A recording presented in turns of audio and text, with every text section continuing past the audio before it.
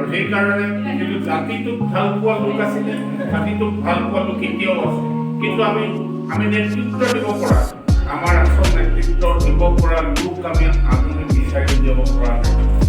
আমি কি বিচাৰিছো? আমি জাতি সংঘাত বিচাৰিছো নেকি? কাৰোবাৰ লগত আমাৰ কিবা প্ৰতিযোগিতা আছে নেকি? আছে, ভাল হোৱাৰ প্ৰতিযোগিতা আছে, সকলোৰে লগত মিলি থকাৰ প্ৰতিযোগিতা আছে।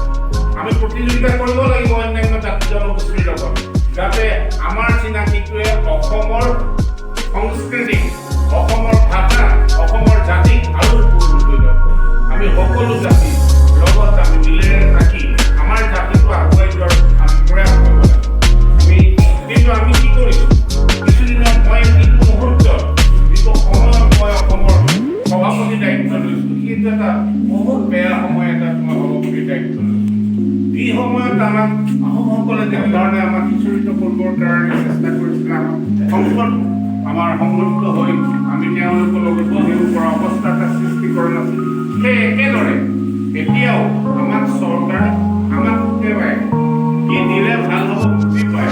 গংগা মানুহক যেনে খুৱাই দিয়ে, ল'ৰা ছোৱালীক খুৱাই দিয়ে, আমাক খুৱাই দিয়াৰ ব্যৱস্থা কৰিছে। এই কিছুমান কথা আমাৰ মাজত সৃষ্টি কৰি